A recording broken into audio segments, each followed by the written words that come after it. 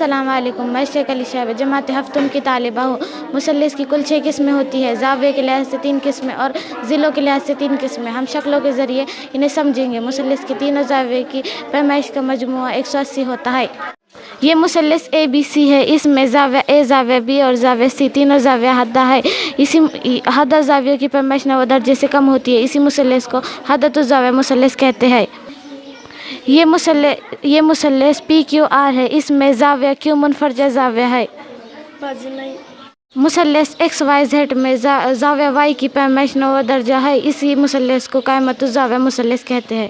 مثلث L M N میں ضلع L M متماثل، ضلع ایم این متماثل، ضلع ایل این۔ ایسا مثلث جس کے تینوں اضلاع متماثل ہو انہیں متساوی اضلاع مثلث کہتے ہیں۔ مثلث ایچ آئی جے میں ضلع ایچ آئی ضلع متماثل، ایچ آئی ضلع۔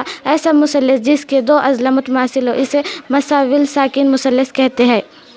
مثلث جی ایچ ٹی میں تمام ضلعوں کی لمبائی مختلف ہے، اس لیے مثلث جی ایچ ٹی مختلف الاضلاع مثلث ہے۔